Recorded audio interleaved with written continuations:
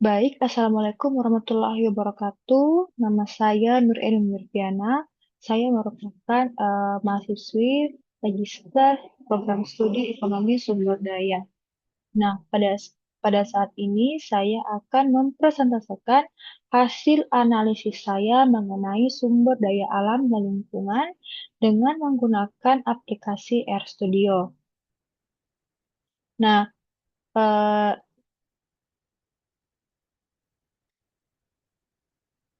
Selanjutnya, eh, pada analisis ini saya menggunakan dua modul, yakni modul 2 yang berjudul Aplikasi Model Ekonomi Lanjutan dalam Pengelolaan Sumber Daya Alam. Dari modul 2 ini terbagi lagi menjadi dua bagian, yakni sumber daya alam terbarukan dan sumber daya alam tidak terbarukan. Dari sumber daya alam terbarukan sendiri terbagi lagi menjadi tiga model, yakni yang pertama model perikanan, model pengelolaan hutan, dan model pengelolaan air. Kemudian untuk sumber daya alam tidak terbarukan juga terbagi menjadi tiga model, yakni aturan hoteling, aturan Hardwick, dan model modifikasi intergenerational equity. Dalam hal ini diskonto sosial dan minimum stok. Selanjutnya, model dasar untuk sumber daya alam terbarukan.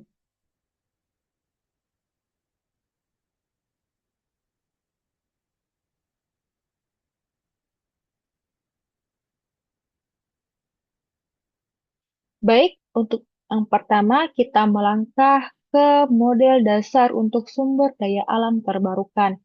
Yang pertama, model perikanan, yakni logistic growth, MSY, dan MIY. Logistic growth sendiri ini menggambarkan pertumbuhan populasi ikan secara alami yang terbatas yang oleh kapasitas lingkungan atau carrying capacity. Kemudian, maksimum sustainable yield atau yang biasa disingkat sebagai MSY adalah jumlah tangkapan ikan maksimum yang dapat dipanen dari suatu stok perikanan tanpa mengurangi populasi jangka panjang. Selanjutnya, yang ketiga yaitu maksimum economic yield atau yang disingkat sebagai MAY adalah tingkat tangkapan ikan yang menghasilkan keuntungan ekonomi maksimum, yaitu pendapatan dikurangi biaya. Nah, ketiga model ini bertujuan untuk mengetahui bagaimana populasi ikan bertambah dari waktu ke waktu dan bagaimana memengaruhi pertumbuhannya. Manfaatnya yang pertama, yaitu memberikan dasar ilmiah untuk menentukan tingkat eksploitasi yang tidak mengancam keberlanjutan populasi ikan, menjadi acuan dasar bagi kebijakan penangkapan ikan agar stok ikan itu tetap berkelanjutan dan menghindari yang namanya overfishing atau penangkapan yang berlebihan. Kemudian manfaat yang ketiga yaitu menghasilkan pendapatan maksimal bagi nelayan atau pelaku usaha perikanan dan mengurangi biaya penangkapan karena usaha yang lebih efisien dibandingkan dengan MSY. Untuk memahami konsep MSY dan konsep MEY ini, saya mengambil studi kasus tentang pengelolaan penangkapan ikan makarel yang secara besar-besaran.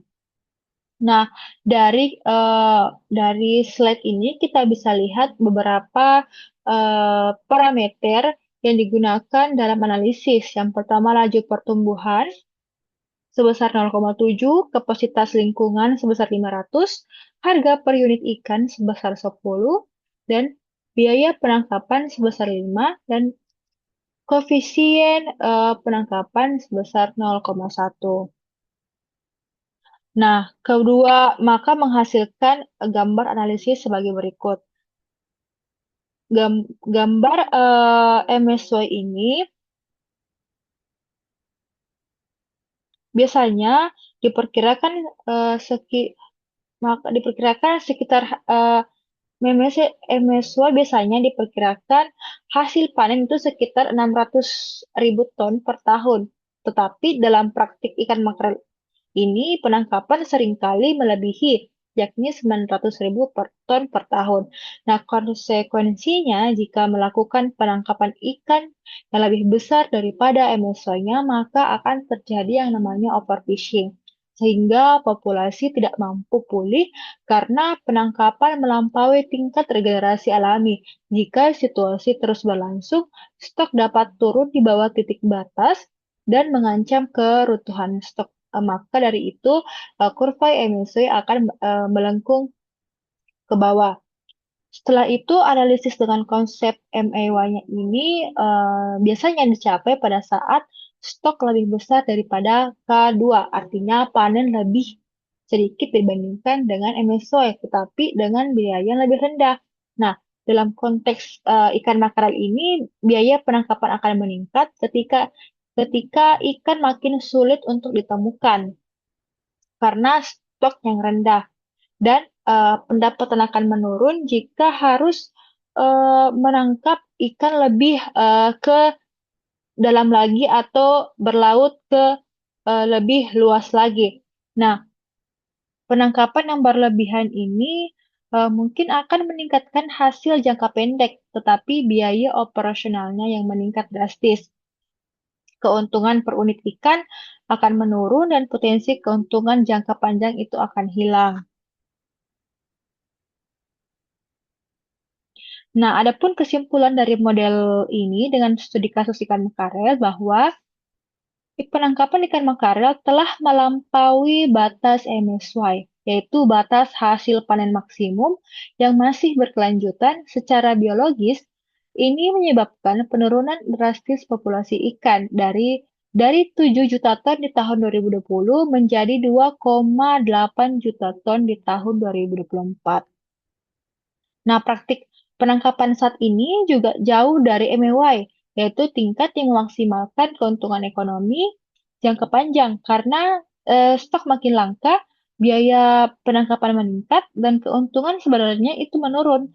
Maka overfishing di sini akan merugikan secara biologis dan ekonomis, seperti populasi ikan akan terancam dan nelayan akan mendapatkan hasil yang tidak optimal. Nah, strategi berbasis MEW ini lebih berkelanjutan dan menguntungkan, yakni jika panen lebih rendah dibandingkan dengan MSY, tetapi tidak, tetapi stok tetap tinggi, biaya lebih rendah, dan keuntungan lebih stabil dalam jangka panjang. Adapun rekomendasi kebijakan yang bisa diterapkan, yang pertama adalah mengikuti kuota berbasis saran ilmiah, beralih ke target MEY untuk memastikan keuntungan jangka panjang dan stabilitas stok.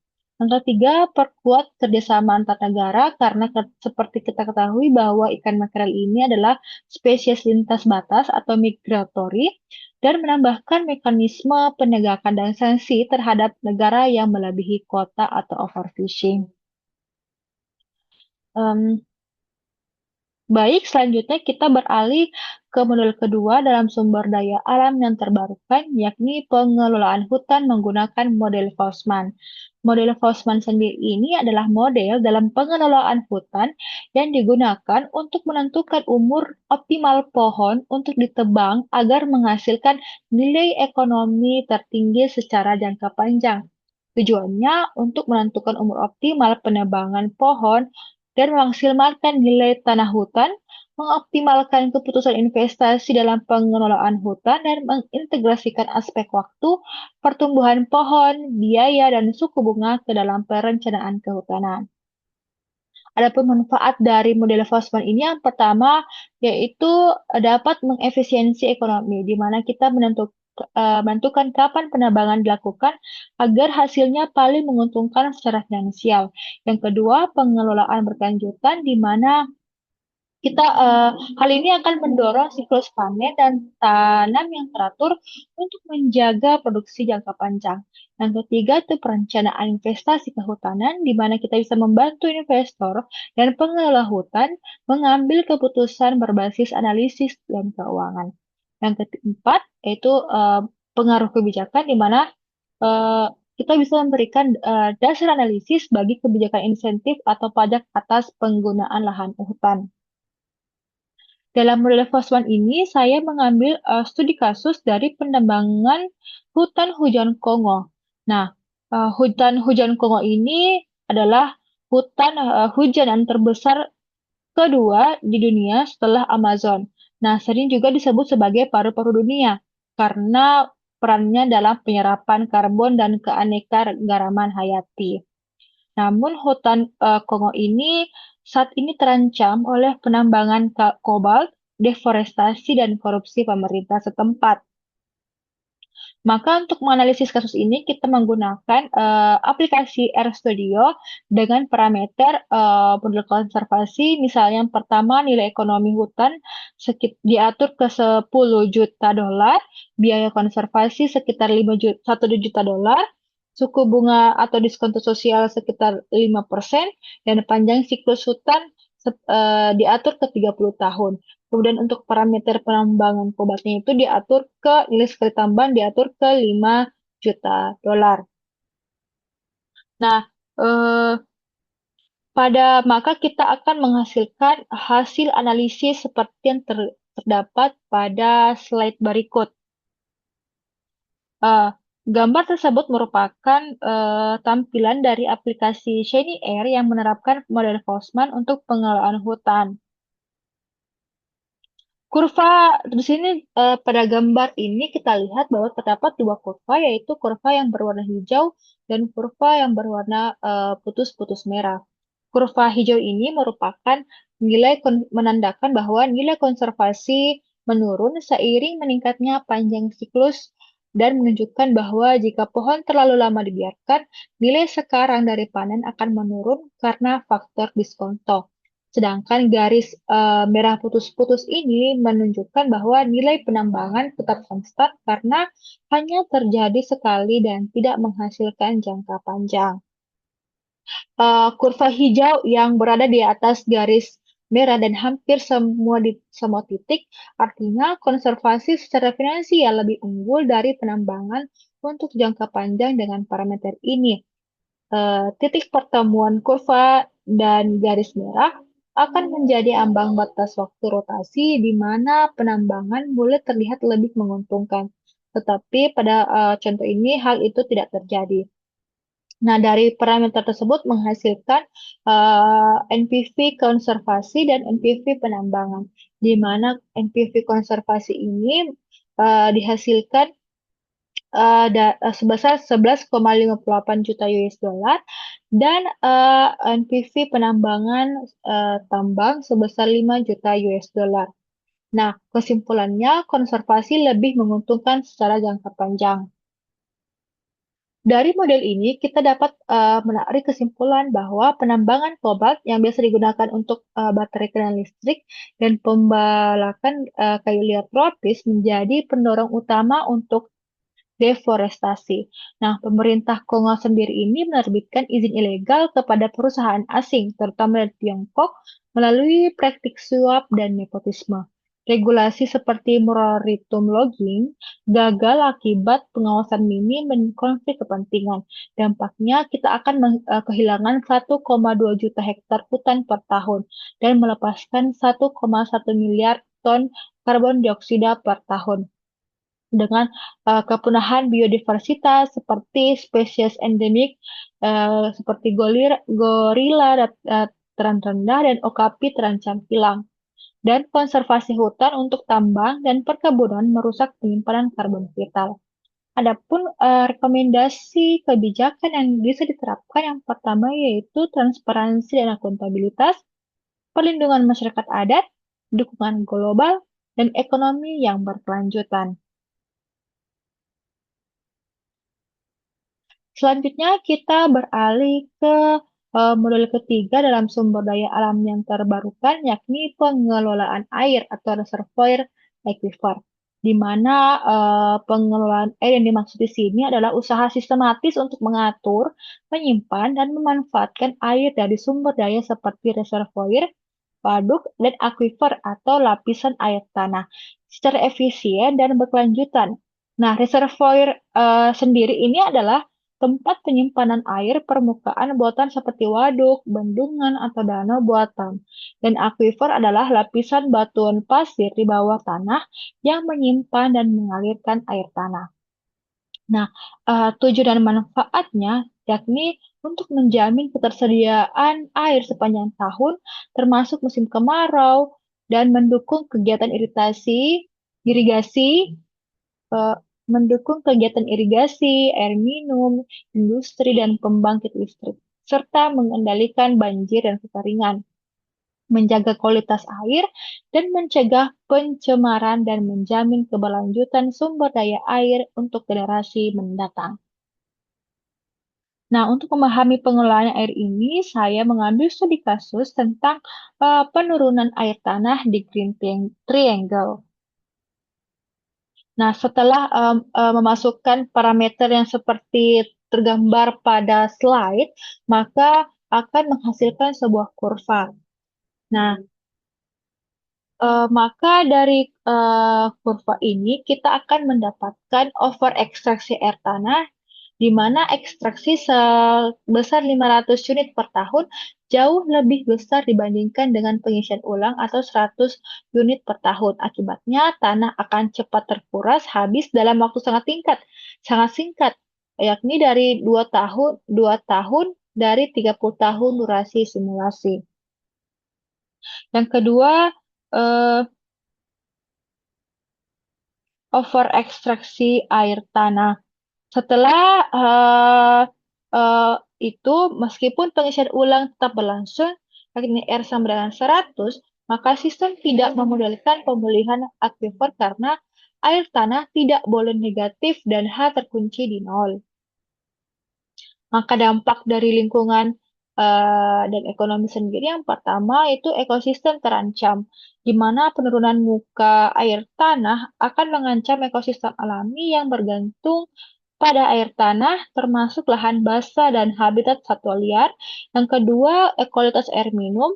Maka jika terjadi penurunan muka air tanah, dapat menyebabkan intrusi air asin dan peningkatan konsentrasi garam yang dapat berdampak negatif pada kualitas air untuk konsumsi dan pertanian. Kemudian dampak yang terakhir itu risiko ekonomi di mana industri pertanian dan kehutanan yang bergantung pada air tanah menghadapi risiko operasional dan finansial akibat penurunan ketersediaan air. Nah, dari model tersebut, maka kita dapat menarik kesimpulan bahwa kasus Green Triangle ini menunjukkan bahwa pengelolaan akuifer yang tidak terkendalikan secara dinamis dapat menyebabkan penurunan yang signifikan muka air tanah. Meskipun wilayah ini memiliki recharge alami yang cukup, namun ketergantungan tinggi terhadap air tanah untuk pertanian dan pertumbuhan hutan industri menyebabkan tekanan besar terhadap sistem akuifer. Di mana pada simulasi sebelumnya membuktikan bahwa ketidakseimbangan antara ekstraksi dan recharge akan menyebabkan kehancuran stok air tanah. Nah, sebaliknya, pengelolaan berbasis model dinamis memungkinkan kita untuk membuat kebijakan yang berkelanjutan, adil, dan adaptif terhadap perubahan lingkungan dan sosial. Adapun rekomendasi kebijakan yang bisa diterapkan yang pertama yaitu pengelolaan itu harus responsif terhadap perubahan stok air secara real time. Ekstraksi harus disesuaikan secara adaptif dan recharge, serta selalu rutin untuk melakukan monitoring, zonasi, serta keterlibatan masyarakat lokal adalah kunci dari keberlanjutan. Itulah tadi model dasar untuk sumber daya alam yang terbarukan. Maka saat ini kita akan beralih ke model dasar untuk sumber daya alam tidak terbarukan. Yang pertama yaitu sumber daya alam tidak terbarukan dengan aturan hoteling. Nah, aturan hoteling sendiri ini diperkenalkan oleh Harold Hoteling pada tahun 1931 yang menjelaskan bagaimana pemilik sumber daya tidak terbarukan seperti minyak bumi, gas alam, batu bara, dan mineral seharusnya mengatur laju ekstraksi sumber daya mereka agar memperoleh keuntungan maksimum dalam jangka panjang. Tujuannya yang yakni mengoptimalkan penggunaan sumber daya yang terbatas secara efisien dalam jangka panjang, serta manfaatnya akan diharapkan dapat memberikan kerangka yang logis dan terukur untuk merancang kebijakan pengelolaan sumber daya tidak terbarukan, seperti pajak ekstraksi, kota produksi, dan insentif untuk teknologi substitusi. Dari aturan hoteling ini, saya mengambil contoh kasus tentang ekspansi tambang nikel di Pulau Kabaena. Nah, eh, maka eh, dari itu kita akan melihat kembali simulasi model hoteling yang berasal dari aplikasi Studio Air dan Shiny Air. Nah, kita lihat bahwa pada grafik ini terdapat grafik yang berwarna hijau, grafik biru, dan grafik merah. Di mana parameter awal kita mengatur ke tingkat diskontol sebesar 0,05% atau 5%, dan stok awal sumber daya 100, serta horizon waktunya berjumlah 30 tahun. Nah, pada maka dari itu kita akan eh, melihat bahwa grafik yang kurva hijau ini menunjukkan bagaimana harga sumber daya meningkat secara eksponensial sepanjang waktu sesuai dengan persamaan aturan hoteling. Artinya, jika tidak ada biaya ekstraksi dan pasar berfungsi sempurna, pemilik sumber daya akan menaikkan harga setara dengan tingkat diskonto. Nah, kenaikan harga ini akan mencerminkan peningkatan kelangkaan dari sumber daya tidak terbarukan dan stoknya semakin berkurang. Kemudian dari grafik yang kedua yang di bawah bahwa yang garis biru menunjukkan jalur stok optimal, yakni penurunan penurunan stok secara linear dan hati-hati habis tepat pada tahun ke-30. Ini adalah hasil dari ekstraksi yang dikendalikan dan mempertimbangkan keberlanjutan. Kemudian garis putus merah ini menunjukkan jalur aktual, yakni ekstraksi yang terlalu cepat, sekitar 2 kali lebih agresif, dan menyebabkan sumber daya habis sekitar tahun ke-15. Nah, gambar ini menunjukkan dengan jelas bahwa pada jalur aktual sumber daya itu akan cepat habis, mengabaikan nilai masa depan, dan berpotensi akan menyebabkan krisis kelangkaan serta kerusakan lingkungan. Nah, hal ini sangat relevan dengan kasus ekspansi tambang nikel di Pulau Kabaina, di mana sebagian besar dari wilayahnya telah dikapling untuk tambang nikel dan memperlihatkan praktik eksploitasi cepat dan masif. Maka dari itu, kita dapat menyimpulkan bahwa dalam konteks sumber daya strategis seperti nikel di Pulau Kabaina, penggunaan model ini menjadi alat analisis penting untuk menilai ketepatan arah kebijakan ekstraksi sumber daya alam.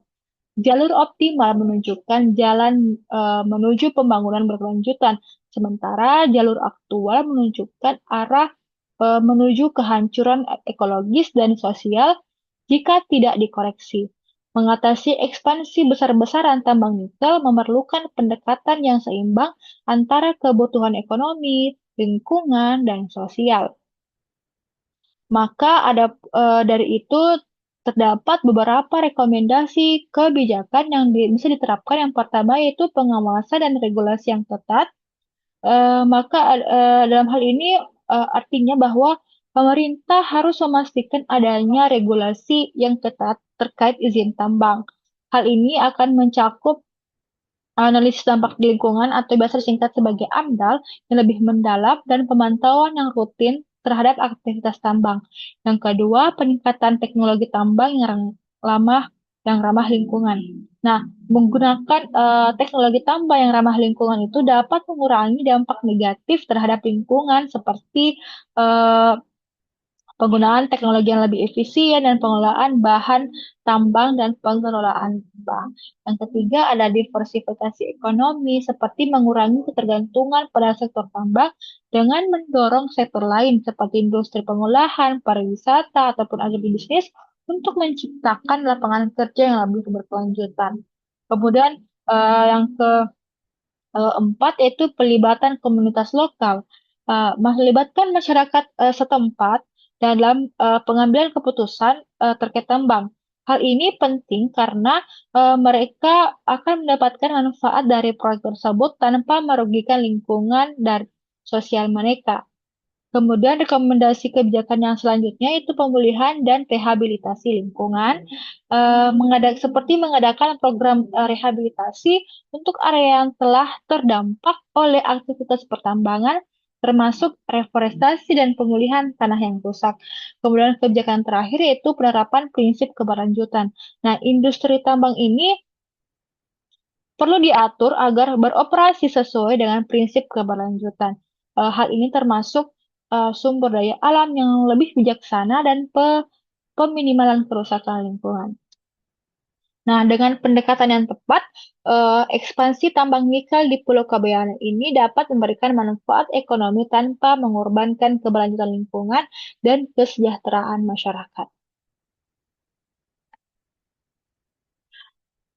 Selanjutnya, model yang kedua dalam sumber daya alam tidak terbarukan, yakni aturan Hartwig, di mana aturan Hartwig ini adalah sebuah prinsip ekonomi yang mengusulkan bahwa agar keberlanjutan konsumsi dapat dipertahankan antar generasi, maka pendapatan dari ekstraksi sumber daya alam yang tidak terbarukan harus diinvestasikan kembali dalam bentuk modal buatan manusia seperti infrastruktur ataupun teknologi. Nah, tujuan utama dari aturan ini adalah untuk mencapai keadilan antar generasi atau biasa yang disebut sebagai intergenerational equity, yakni memberikan kesempatan yang setara bagi generasi yang akan datang untuk menikmati manfaat dari sumber daya yang ada. Nah, manfaat dari aturan Hartwig ini yaitu menjaga keseimbangan antara eksploitasi sumber daya alam dan investasi dalam pembangunan modal yang mendukung pertumbuhan ekonomi jangka panjang tanpa mengorbankan kualitas hidup generasi mendatang. Nah, untuk lebih jelasnya, kita lihat pada contoh kasus ekspansi tambang nikel yang telah dijelaskan pada aturan hoteling sebelumnya. Nah, jika kasus tersebut diarahkan ke aturan Hartwig dengan parameter seperti rente sumber daya sebesar 25, tingkat ekstraksi 45, serta tingkat investasi dalam modal manusia sebesar 30, maka akan menghasilkan visualisasi dampak berdasarkan aturan Hartwig yang tergambar pada slide berikut. Nah, garis merah putus-putus ini mewakili investasi ideal berdasarkan rumus tersebut yang menghasilkan nilai 1125, yaitu 25 dikali 45. Dan terlihat jauh berada di atas garis lainnya. Sementara garis hijau ini adalah titik-titik yang mewakili investasi saat ini, yaitu 30. Dan kita lihat bahwa angka ini sangat jauh berada pada nilai yang ideal. Nah, kita lihat lagi garis biru yang mewakili tingkat ekstraksi sebesar 45 dan garis ungu menunjukkan rente sumber daya 25 yang juga ditampilkan konstan selama 5 tahun. Maka dari itu terdapat menyimpulkan bahwa secara keseluruhan penerapan aturan Hartwig dalam konteks ekspansi pertambangan nikel di Pulau Kabayana itu harus lebih fokus pada bagaimana rente yang dihasilkan dari ekstraksi nikel dapat digunakan untuk memastikan keberlanjutan sosial, ekonomi, dan lingkungan bagi masyarakat lokal dan generasi mendatang. Nah, tanpa adanya pengelolaan yang tepat, eksploitasi sumber daya alam akan berisiko merusak ekosistem dan mengancam kesejahteraan masyarakat yang pada akhirnya akan mengurangi potensi manfaat jangka panjang yang diharapkan dari pertambangan tersebut. Adapun rekomendasi kebijakan yang bisa diterapkan yang pertama yaitu eh, menerapkan moratorium tambang di pulau-pulau kecil yang berisiko seperti Kabayana sesuai dengan peraturan maupun undang-undang yang berlaku untuk menghindari kerusakan yang lebih lanjut. Kemudian yang kedua, memastikan transparansi dalam penerbitan izin tambang, seperti mengurangi keterlibatan pihak-pihak yang memiliki afiliasi dengan politically exposed persons atau PAP dan meningkatkan akuntabilitas perusahaan tambang. Kemudian untuk terakhir itu meningkatkan investasi dalam modal manusia dan alam, yakni mendorong pembangunan ekonomi yang tidak bergantung pada ekstraksi sumber daya alam.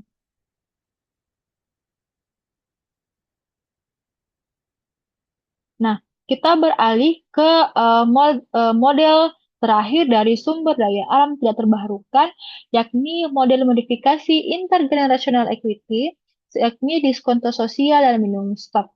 Nah, model modifikasi intergenerational equity adalah model pengelolaan sumber daya alam yang mempertimbangkan keadilan antar generasi, yaitu bagaimana kita akan menggunakan sumber daya alam saat ini tanpa mengorbankan hak generasi mendatang untuk menikmati manfaat yang sama. Nah, dari model ini terbagi dua menjadi diskonto sosial atau social discount rate yang menilai bahwa seberapa besar kita menghargai manfaat masa depan dibandingkan dengan masa kini.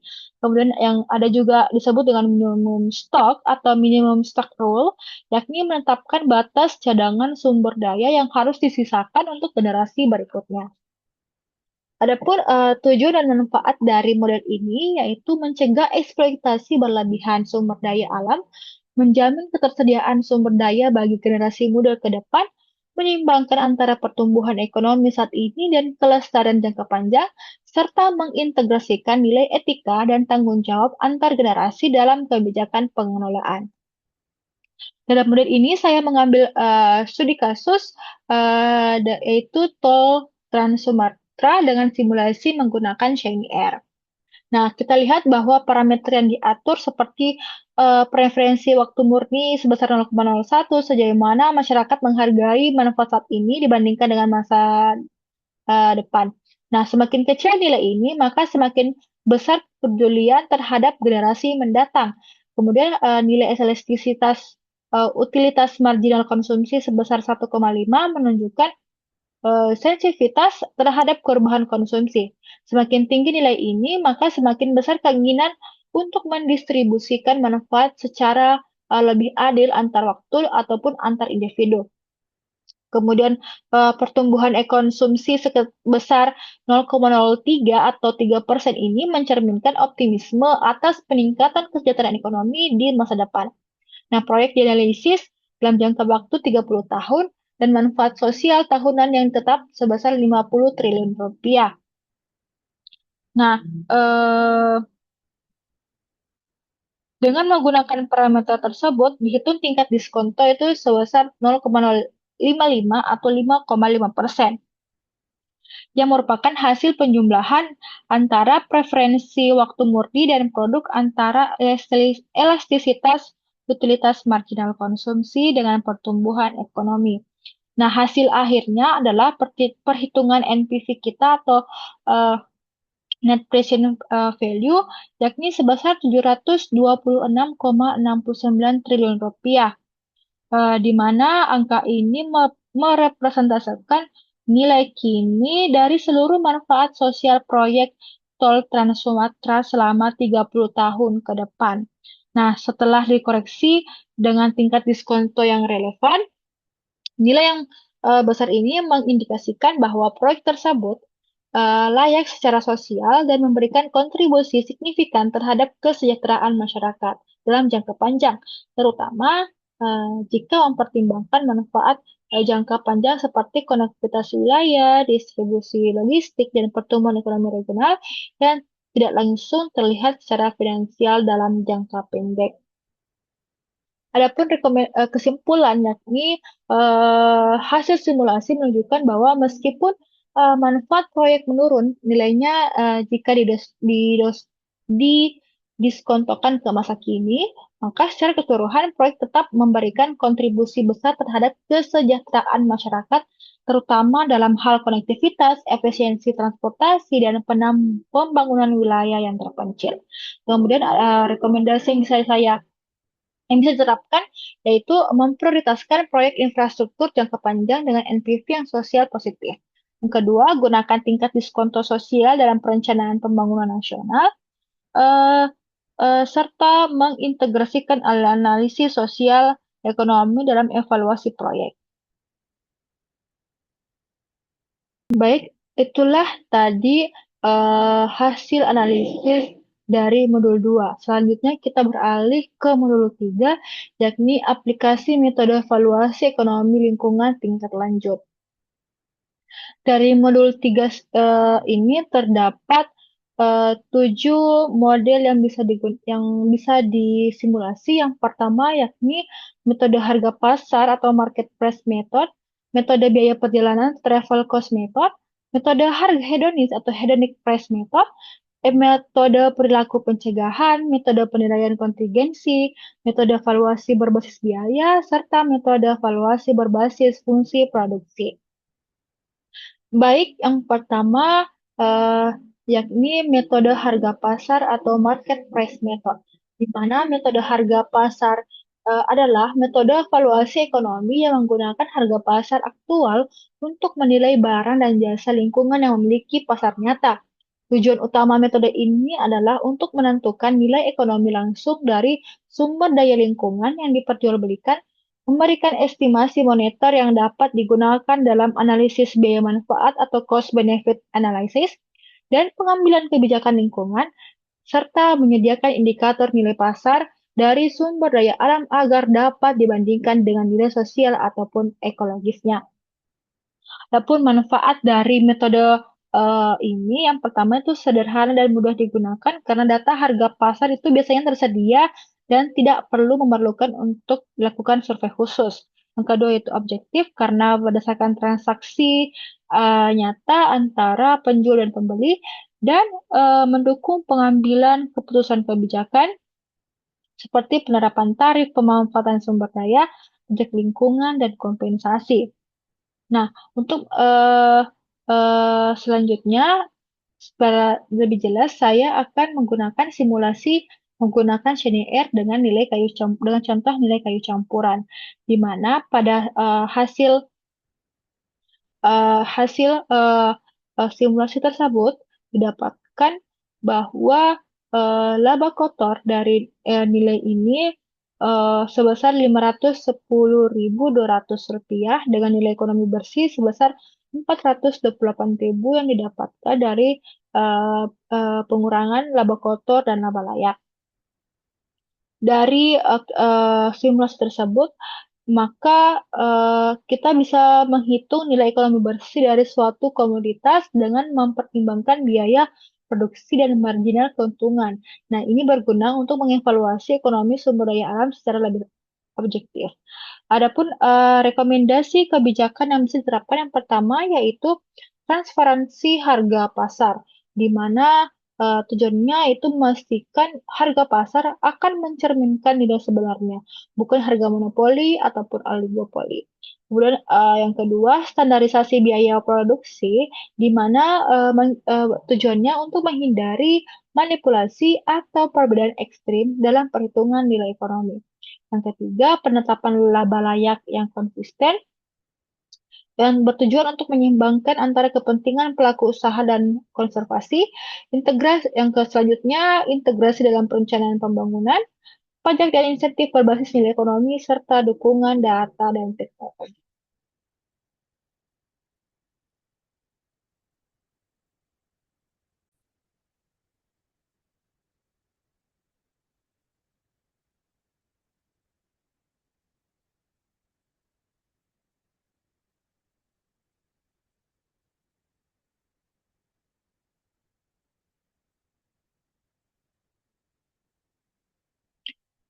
Kita beralih ke model yang kedua, yaitu metode biaya perjalanan, yakni travel cost method, di mana travel cost method ini adalah metode penilaian ekonomi yang digunakan untuk mengestimasi nilai suatu lokasi wisata atau sumber daya alam seperti taman nasional, danau, atau pantai berdasarkan biaya yang dikeluarkan pengunjung untuk mengunjungi tempat tersebut.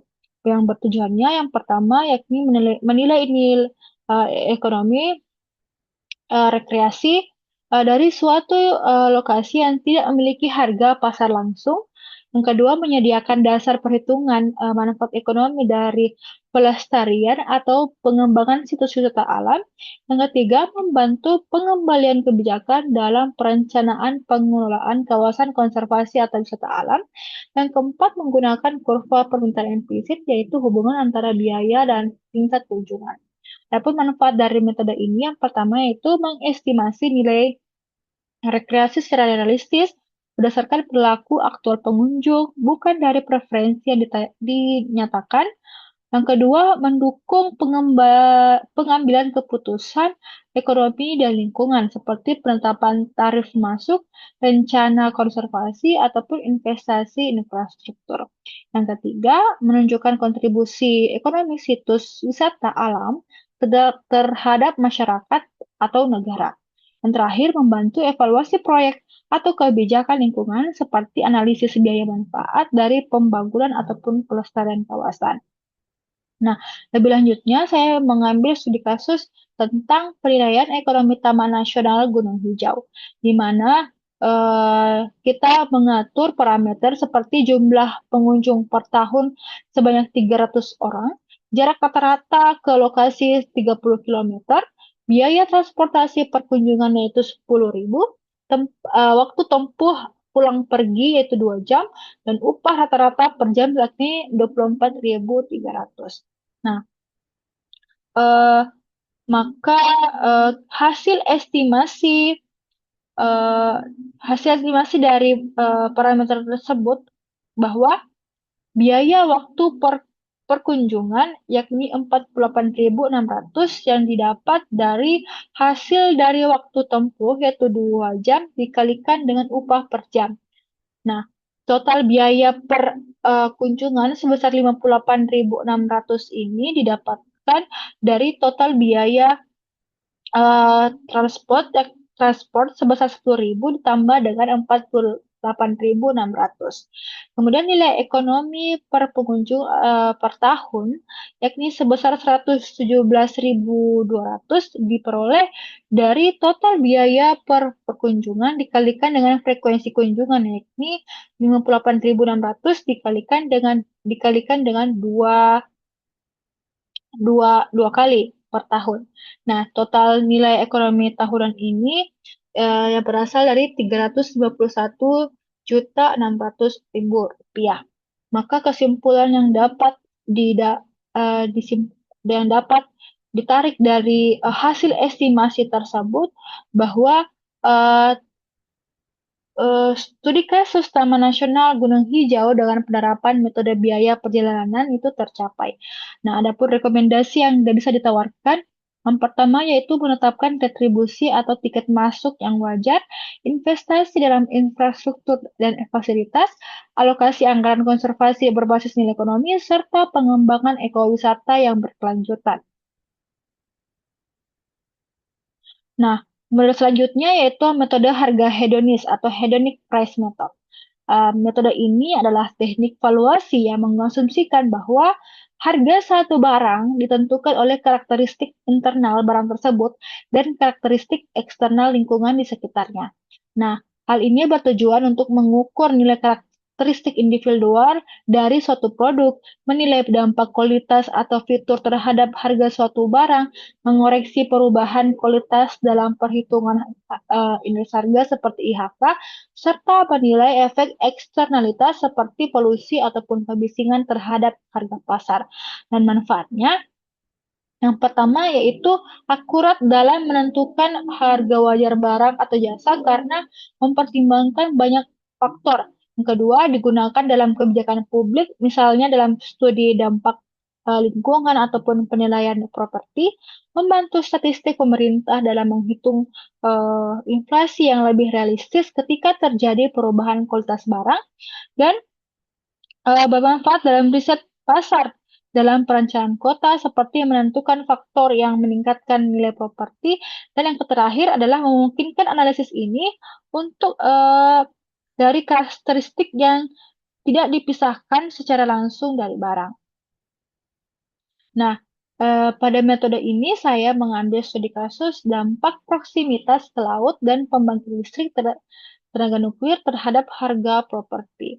Nah, setelah disimulasikan dengan parameter tersebut, eh, maka model memprediksi bahwa harga properti itu sebesar Rp532.023.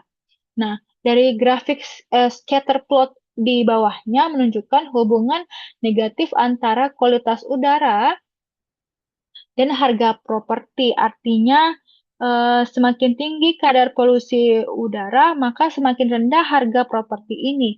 Nah, ini diperlihatkan dengan garis regresi biru, eh, garis regresi biru yang menurun dari kiri ke kanan.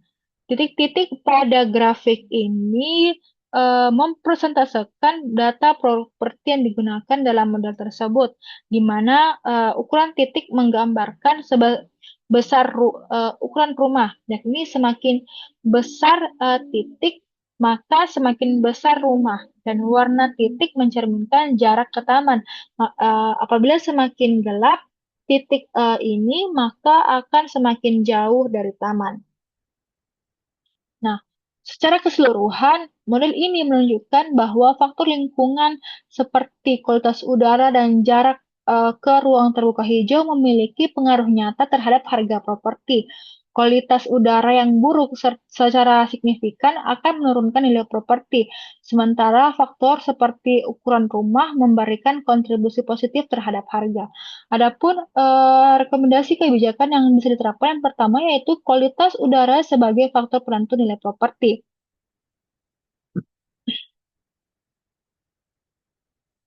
Seperti mengintegrasikan kebijakan pengendalian dan polusi udara, menetapkan zona lingkungan bersih atau clean air zone.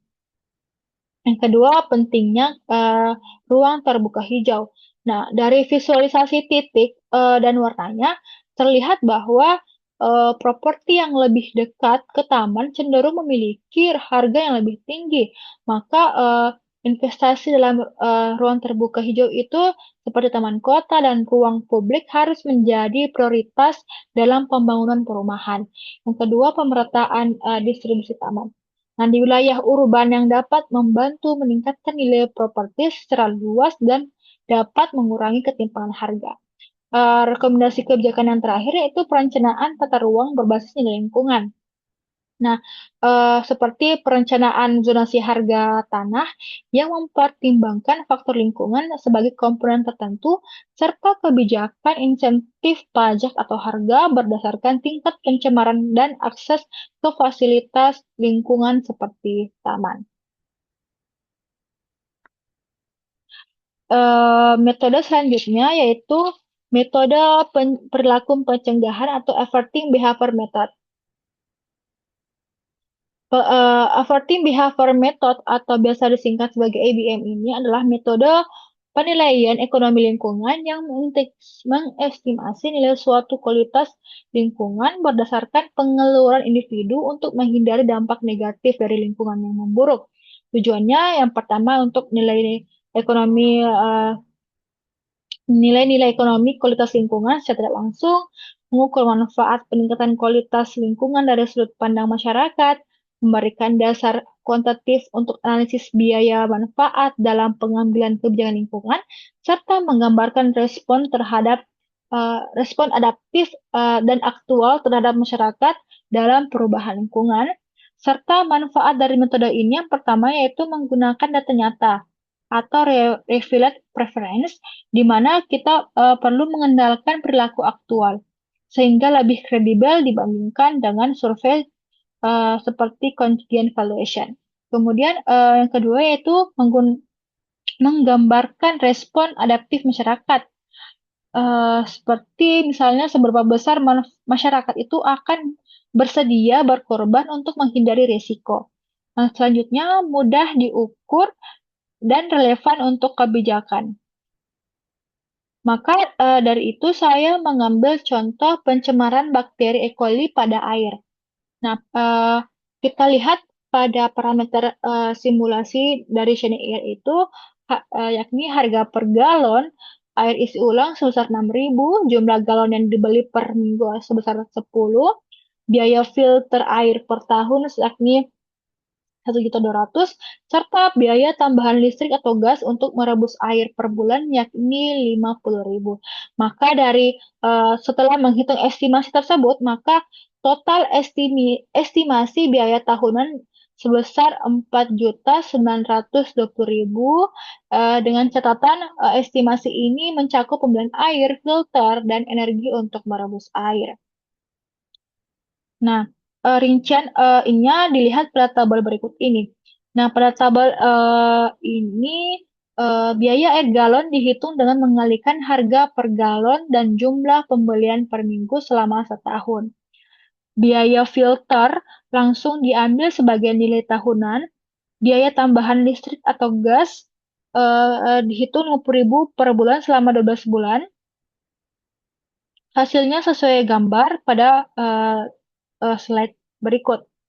Nah, untuk analisis efektivitas biayanya, maka misalnya sebagai gambaran, studi kesehatan di Indonesia menunjukkan bahwa rata-rata biaya pengobatan untuk diare anak balita sebesar 99,8 US dollar per kasus rawat inap dan 7,6 US dollar per kasus rawat jalan, dengan asumsi misalnya kurs sekitar 15.000 per US dollar. Maka hal ini setara dengan kurang lebih 1.500.000 untuk rawat inap dan 115.000 untuk rawat jalan. Ditambah mungkin biaya tidak langsung seperti transportasi sekitar 75 sampai 150.000. Nah, total biaya per kasus rawat inap bisa mendekati 1,7 juta. Dengan demikian, total biaya pencegahan dari 4,9 tadi itu per tahun kira-kira setara dengan biaya rawat inap sebesar 3 sampai 4 kasus diare berat, atau puluhan kasus rawat jalan. Artinya, jika langkah pencegahan ini mampu mencegah beberapa kasus diare, biaya pencegahan tersebut sebanding ataupun bahkan lebih rendah daripada biaya pengobatan yang dikeluarkan. Nah, selain itu, pencegahan penyakit memberikan manfaat non-ekonomi seperti mencegah hilangnya waktu kerja atau sekolah, serta mengurangi resiko komplikasi serius. Dengan kata lain, ketika masyarakat mengeluarkan uang sebesar 4,9 juta sekian per tahun pada pencegahan pencemaran bakteri E. coli ini, maka bisa dikatakan sangat efisien jika dibandingkan dengan beban ekonomi dan sosial dari beberapa kemungkinan jika terkena penyakit diare. Nah, maka dari itu secara keseluruhan angka estimasi biaya ini menunjukkan bahwa investasi pada pencegahan air seperti air bersih, filter, dan edukasi berpotensi menghemat biaya yang lebih besar daripada sisi pelayanan kesehatan. Oleh karena itu, kebijakan publik yang meningkatkan akses air bersih dan mendukung upaya rumah tangga dalam memperoleh air aman akan sangat bermanfaat secara ekonomi dan kesehatan masyarakat. Adapun rekomendasi kebijakan yang bisa ditawarkan, yang pertama yaitu untuk rumah tangga sendiri, mempertimbangkan penggunaan filter air tahan lama sebagai investasi jangka panjang. Kemudian yang kedua, bila merebus air, lakukan dengan teknik yang higienis. Nah, rekomendasi kebijakan untuk pemerintah sendiri yaitu memperluas akses air bersih melalui pembangunan dan peningkatan jaringan PDAM. Yang kedua, subsidi dan insentif dan yakni memberikan bantuan biaya kepada rumah tangga yang berpendapatan rendah untuk pengadaan filter air atau langganan PDAM. Yang ketiga, yakni kampanye WASH atau Water Sanitation and Hygiene, yaitu program edukasi sanitasi dan kebersihan lingkungan untuk memotivasi masyarakat agar mengelola air minumnya itu secara aman dan higienis. Model selanjutnya yakni metode penilaian kontingensi atau contingent evaluation method. Metode ini adalah suatu pendekatan di mana ekonomi yang digunakan untuk mengukur nilai nilai dari suatu barang atau jasa yang tidak diperjualbelikan di pasar, terutama yang berkaitan dengan lingkungan dan sumber daya alam. Nah, tujuannya yang pertama mengukur nilai ekonomi dari badan jasa dan pasar, membantu pengambilan keputusan kebijakan, serta meningkatkan pemahaman tentang preferensi masyarakat. Manfaatnya yakni fleksibilitas dalam penilaian. CVM ini dapat digunakan untuk menilai berbagai jenis manfaat lingkungan, baik yang bersifat langsung maupun tidak langsung. Hal ini akan memberikan fleksibilitas terhadap penerapannya pada berbagai situasi dan isu lingkungan. Yang kedua, mampu menangkap nilai non-guna serta dapat digunakan untuk analisis kebijakan serta meningkatkan partisipasi publik. Nah, simulasi menggunakan CNIR dengan contoh kasus revitalisasi Waduk Rowo Jombor di Klaten dengan memasukkan parameter willing to pay, yakni kesediaan membayar, yaitu Rp2.700. Nah, kesediaan membayar atau willing to pay ini, maka hasil survei ini menunjukkan bahwa responden bersedia membayar rata-rata sebesar 2.700 per orang sebagai kontribusi untuk revitalisasi Waduk Rowo Jombor. Dengan hasil tersebut dilakukan analisis cost benefit atau CBA yang menghasilkan net present value atau NPV sebesar 581 sekian, dan benefit cost ratio-nya atau BCR sebesar 1,8. Nilai BCR yang lebih besar daripada 1 menunjukkan bahwa proyek revitalisasi ini layak untuk dijalankan dari segi ekonomi. Nah, penerapan CVM ini pada revitalisasi Waduk Rowo Jombor memberikan yang jelas bahwa mengenai kesediaan masyarakat untuk berpartisipasi dalam proyek yang berpotensi meningkatkan kualitas lingkungan dan sosial ekonomi mereka. Meskipun terdapat beberapa bias yang perlu diperhatikan, hasil CVM ini memberikan informasi yang berguna untuk pengambilan keputusan kebijakan yang lebih responsif terhadap kebutuhan masyarakat. Adapun rekomendasi yang bisa diterapkan yang pertama yaitu kebijakan pendanaan berbasis partisipasi masyarakat. Tujuannya meningkatkan keterlibatan warga dalam konservasi lingkungan, seperti menggunakan hasil survei WTP ini untuk membantu dana gotong royong ataupun iuran lingkungan. Nah, yang kedua, skema pembiayaan hybrid, yakni anggaran pemerintah daerah, komunitas maupun swasta itu dilakukan multi sektor pembiayaan. Yang ketiga, edukasi dan kampanye kesadaran lingkungan berkelanjutan, serta pemberdayaan ekonomi lokal melalui revitalisasi. Metode yang keenam yakni metode valuasi berbasis biaya atau cost-based method. Nah, metode ini adalah pendekatan untuk menilai nilai ekonomi dari sumber daya atau layanan lingkungan dengan cara mengestimasi biaya yang berhubungan dengan penggantian, penghindaran, atau akibat dari kerusakan terhadap lingkungan. Tujuannya yang pertama untuk menilai nilai ekonomi dari sumber daya atau jasa lingkungan ketika data pasar itu tidak tersedia. Yang kedua, mendukung pengambilan keputusan dan kebijakan lingkungan, serta meningkatkan kesadaran tentang nilai penting dari layanan ekosistem melalui data kuantitatif ekonomi. Manfaat dari metode ini yang pertama itu praktis dan aplikatif, mampu menjustifikasi kebijakan, menunjukkan dampak yang nyata, serta dukungan dalam analisis cost benefit. Dari metode ini saya mengambil contoh reklamasi tambang batu bara dari PT Borokol di Binungan, Kabupaten Berau di Kalimantan Timur. Maka hasil simulasi menggunakan CNIR ini dengan parameter luas lahan reklamasi sekitar 365 hektar dan biaya reklamasi per hektar itu sekitar 50 juta, maka hasil estimasi metode penggantian atau replacement cost method ini sebesar 1.830.000.000. Maka metode ini mencerminkan biaya aktual yang dibutuhkan untuk eh, mengembalikan fungsi ekologis lahan seperti penanaman kembali vegetasi, pembuatan drainase, atau pemulihan sistem hidrologi. Nilai ini umumnya digunakan sebagai referensi untuk penganggaran atau perencanaan proyek restorasi. Selanjutnya, cost based valuation method, yakni dengan pilihan metode avoided cost, di mana frekuensi banjir per tahun dimisalkan 3 kali dalam setahun, serta biaya kerugian per banjir yakni 150 juta, maka hasil estimasinya yakni sebesar 450 juta rupiah.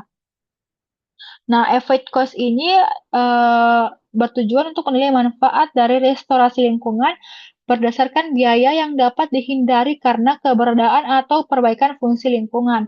Dalam contoh ini, seperti frekuensi banjir 3 kali setahun dengan biaya per 1 kali banjir sekitar 150 juta eh, per 1 kali banjir, maka artinya jika fungsi lingkungan dipulihkan, misalnya melalui reklamasi atau pelestarian daerah tangkapan air, maka potensi kerugian sebesar 450 juta itu dapat dihindari setiap tahunnya. Selanjutnya ada damage cost, di mana merupakan metode ketiga dari hal ini dengan menghitung kerugian ekonomi akibat tidak adanya tindakan restorasi atau akibat kerusakan lingkungan yang terus berlanjut. Nah, pada bagian ini dimasukkan luas lahan eh, tak terklaim sebesar 50 hektar dengan kerugian per hektar itu 40 juta.